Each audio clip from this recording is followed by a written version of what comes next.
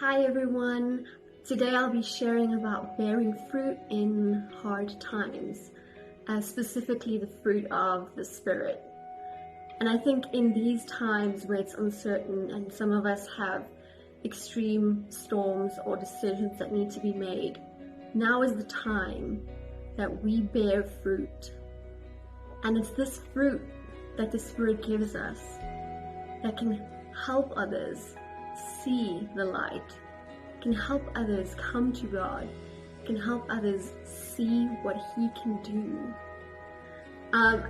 In Luke 6, Jesus is talking about the importance of a tree bearing fruit.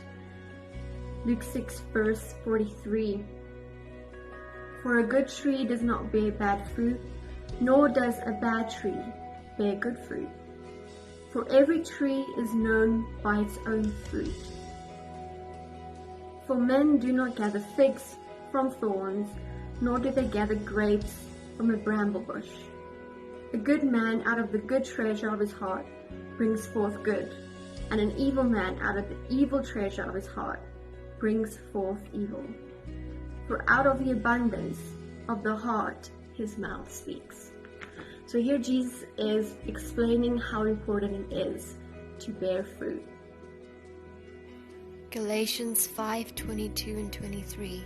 But the fruit of the Spirit is love, joy, peace, patience, kindness, goodness, faithfulness, gentleness, and self-control. This love is agape love, the self-sacrificing love. It gives freely without looking at whether the other person deserves it. Love is patient, love is kind. Joy is more than just happiness. It's a supernatural gladness given by God's Spirit that shows up best during hard times, by focusing on God and not on circumstances. Shalom peace is not the absence of difficult times, but the presence of tranquility in the midst of chaos.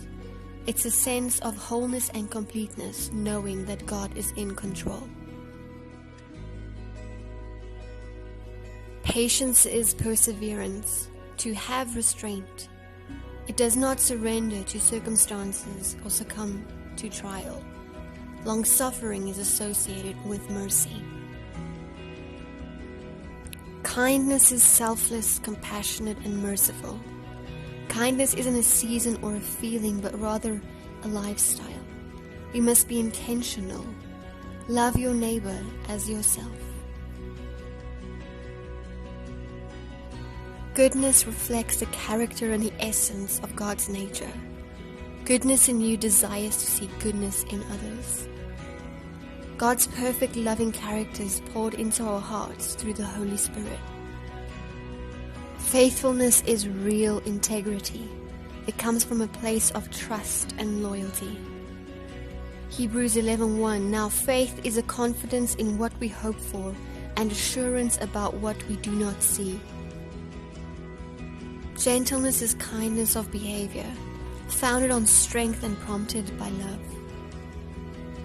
A strong hand with a soft touch, a tender, compassionate approach towards others' weaknesses and limitations.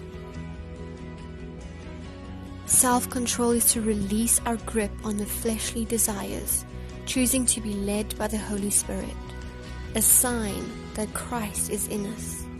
It's a discipline that God grows within us. A seed does not transform into a tree overnight. And that is why we need to walk with the Holy Spirit every day.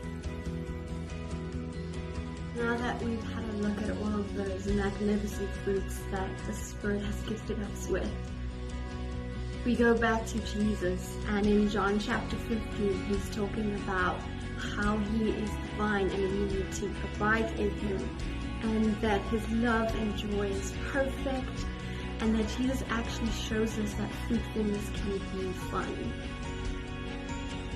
Then in John chapter 16, verse 33, He gives us this promise. These things I have spoken to you, that in me you may have peace. In the world you will have tribulation, but be of good cheer. I have overcome the world. Isn't that just amazing? That we can still be fruitful in a turbulent world. Yes, everything might have a season, and this might be ours.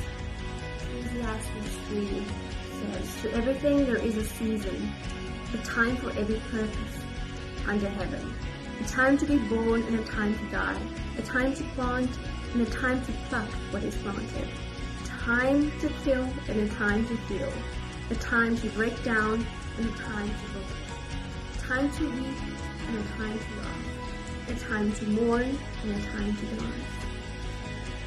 We all know that most fruits are seasonal, and in this season, it is very important that we bear the fruit of the Spirit.